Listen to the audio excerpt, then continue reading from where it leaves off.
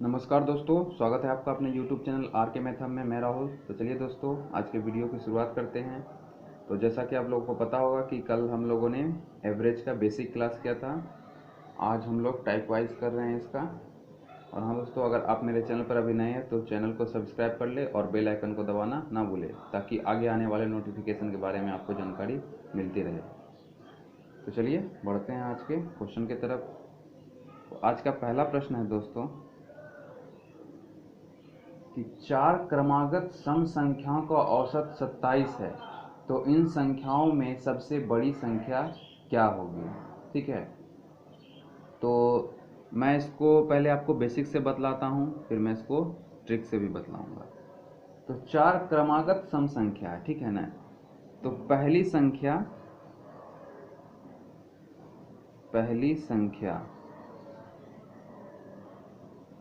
मानेंगे हम लोग x, ठीक है। तो दूसरी संख्या क्या हो जाएगी, तो x+2। तीसरी संख्या क्या हो जाएगी, x+4। और चौथी संख्या क्या हो जाएगी, x+6, ठीक है। और हाँ दोस्तों, अगर विषम संख्या भी पूछे तो हम लोग यही मानेंगे, ठीक है। तो अब टोटल संख्या निकल गया 1, 2, 3 और 4। इसका औसत कितना दिया हुआ है, 27। तो बराबर 27। अब मैं 27 लिख दिया। अब औसत बराबर क्या होता है, राशियों का कुल योग बटे राशियों की संख्या। तो इसका पहले टोटल योग करेंगे, तो x plus x+2 plus x+4 plus x+6 बटे में अब क्या लिखेंगे, राशियों की संख्या। तो राशियों की संख्या टोटल कितनी है, तो 4 है। बराबर में क्या हो जाएगा, 27। तो अब करिए x x x और x कितना हो गया, 4x प्लस अब 4 2 6 और 6 कितना हो गया, 12 बराबर। अब इसको इससे गुना कर देते हैं, तो 7 चौक 28, हाथ में रहा 2 और 4 दूनी 8 और 2 10। तो 4x बराबर क्या हो जाएगा, 108 में 12 को घटा देंगे। तो 4x बराबर क्या निकला मेरा, 8 में से 2 गया 6 और 10 में से 1 गया 9। तो x का मान मेरा क्या निकल के आ गया, 24। ये इससे कट गया, ठीक है ना, 24 बार में। तो अब हमें क्वेश्चन में बोल रहा है दोस्तों कि इन संख्याओं में सबसे बड़ी संख्या। तो अब आप खुद बताइए कि ये टोटल संख्या में सबसे बड़ा संख्या कौन होगा। तो जो सबसे लास्ट में होगा वही संख्या तो सबसे बड़ा होगा, यानी कि x+6 ये सबसे बड़ी संख्या हो गई। तो x का मान रखिए कितना है, 24 और प्लस 6। तो 24 और 6 कितना होता है, तो 30। तो 30 इस क्वेश्चन का राइट आंसर था। लेकिन क्या हम एग्ज़ाम में इसी तरीके से करेंगे, अगर ऐसा करेंगे तो मुझे लगता है कम से कम 1 मिनट तो ज़रूर खाएगा, 1 से 2 मिनट, ठीक है।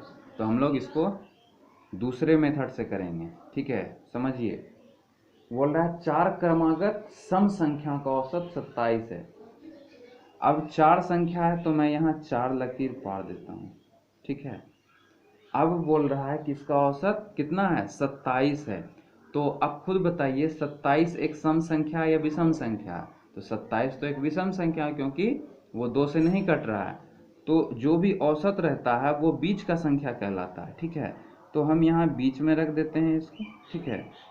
तो बीच में अब इसको रख दिए, तो अब इधर भी 2 संख्या इधर भी 2 संख्या, इसका मतलब बीच का औसत मेरा 27 है, ठीक है। अब बात क्या बोल रहा है दोस्तों कि 4 क्रमागत सम संख्या। क्रमागत मतलब कि एक के बाद दूसरा, जो जैसे 2 के बाद सम संख्या कौन होता है, 4, 4 के बाद 6, ठीक उसी प्रकार से इसमें बोल रहा है। तो अब बीच वाला संख्या मेरा 27 है, तो 27 के बाद क्रमागत कौन आएगा, सम संख्या 28। और 28 के बाद सम संख्या कौन आएगा, 30। 27 के पहले सम संख्या कौन आएगा, तो 24, क्योंकि 26, ठीक है। और उसके बाद इससे पहले सम संख्या क्या आ जाएगा, 24, ठीक है। तो अब इसमें क्या बोल रहा है हमसे कि सबसे बड़ी संख्या क्या होगी। तो सबसे बड़ी संख्या यहाँ क्या है, 30। तो 30 हमारा राइट आंसर। अगर इसी में पूछ देता है, इसी क्वेश्चन में, कि सबसे छोटी संख्या क्या है, तो 24, ठीक है। तो उम्मीद करता हूँ दोस्तों कि ये ट्रिक आपको बहुत अच्छा लगा होगा। इसमें हम एक और क्वेश्चन भी कर सकते हैं कि अगर इसी क्वेश्चन में पूछ देता कि सबसे बड़ी संख्या और सबसे छोटी संख्या का अंतर क्या होगा, तो सबसे बड़ी संख्या 30 है, सबसे छोटी संख्या 24 है, तो 30 में से 24 घटाएं कितना आ जाएगा 6। तो देख लीजिए दोस्तों कि एक ट्रिक से हम लोग 3 क्वेश्चन आराम से कर लिए। मैं बेसिक इसलिए बता दिया दोस्तों ताकि मैं पहली बार आपको बतला रहा हूँ, इस कारण से बेसिक बतलाना भी ज़रूरी था। तो चलिए इसी टाइप का एक और क्वेश्चन देखते हैं और उसको हम लोग इस मेथड से बनाएंगे, ठीक है। तो चलिए देखते हैं नेक्स्ट क्वेश्चन। नेक्स्ट क्वेश्चन है दोस्तों कि 7 क्रमिक संख्याओं का औसत 20 हो तो उन संख्याओं में सबसे बड़ी संख्या बताइए। तो अब 7 संख्या है तो 7 लकीर खींच देते हैं, 1 2 3 4 5 6 और 7। अब इसका औसत कितना है 20 है। अब मैंने आपको बतलाया अभी तुरंत कि औसत किसको बोलते हैं, बीच वाले संख्या को। तो यहाँ पर हम 20 रख देंगे, तो क्या मेरा बीच में है, तो इधर भी 3 इधर भी 3, ठीक है। तो अब बोल रहा है 7 क्रमिक संख्याओं का औसत। अब इसमें ना सम है ना विषम है, क्रमिक संख्या, तो बस इसको क्रम में बैठा दीजिए। तो 20 के पहले क्या आएगा 19, उसके पहले 18, उसके पहले 17, 20 के बाद 21, 21 के बाद 22, 22 के बाद 23। अब हमसे क्या पूछ रहा है, तो सबसे बड़ी संख्या। अब सिंपली सबसे बड़ी संख्या क्या है इसमें 23, तो 23 हो गया राइट आंसर। तो उम्मीद करता हूँ दोस्तों कि अब आपको अच्छे से इस क्वेश्चन को समझ में आ गया होगा। तो चलिए अब बढ़ते हैं नेक्स्ट क्वेश्चन की तरफ। हमारा अगला क्वेश्चन है दोस्तों कि किसी टीम के 12 खिलाड़ी की औसत आयु 25 वर्ष है। यदि कप्तान की आयु भी सम्मिलित कर लिया जाए तो औसत आयु 1 वर्ष बढ़ जाती है, तो कप्तान की आयु क्या है, ठीक है। तो चलिए बढ़ते हैं। अब देखिए बोल रहा है किसी टीम के 12 खिलाड़ियों का औसत है 25, तो 12 खिलाड़ी का कुल योग क्या हो जाएगा, गुना कर देंगे हम, यानी 12 गुना 25। तो 12 गुना 25 करेंगे तो क्या आ जाएगा 300, ठीक है। अब क्या बोल रहा है कि यदि कप्तान की आयु भी सम्मिलित कर लिया जाए, ठीक है ना। अब देखिए पहले 12 खिलाड़ी था, अब एक कप्तान आ गया, तो टोटल खिलाड़ी कितना हो गया, क्योंकि कप्तान भी तो खिलाड़ी होता है, ठीक है ना। तो टोटल 13 खिलाड़ी हो गया, तो 13 खिलाड़ी का कुल योग क्या हो जाएगा, तो 13 गुने, अब यहाँ क्या है औसत आयु 1 वर्ष बढ़ रहा है, यहाँ पहले औसत आयु 25 था, तो अब क्या हो जाएगा तो 26। तो 13 गुना 26 करेंगे तो 338 हो जाएगा। अब हमसे क्या पूछ रहा है, तो कप्तान की आयु। तो अब बताइए दोस्तों कि कप्तान की आयु हम नहीं निकाल सकते हैं, कैसे निकालेंगे, तो इस 338 में 300 को घटा देंगे तो कितना आ जाएगा 38, यानी कि कप्तान की आयु आ गई हमसे, ठीक है। सिंपली था दोस्तों, मैंने आपको बतला दिया। तो चलिए बढ़ते हैं नेक्स्ट टाइप के क्वेश्चन की तरफ। अब अगला क्वेश्चन है दोस्तों कि 8 व्यक्तियों का औसत भार 1.5 किलोग्राम बढ़ जाता है जब उनमें से एक व्यक्ति जिसका भार 65 किलोग्राम के स्थान पर एक नया व्यक्ति स्थापन कर दिया जाता है, मतलब नया व्यक्ति आ जाता है उसके जगह पर, तो नए व्यक्ति का भार क्या होगा। तो देखिए दोस्तों इसके लिए मैं आपको एक बात बतला रहा हूँ, उसको बढ़िया से याद कर लीजिएगा। तो नए व्यक्ति की आयु, आयु पूछे तो आयु या भार पूछे तो भार, बराबर गए व्यक्ति की आयु या भार, ठीक है।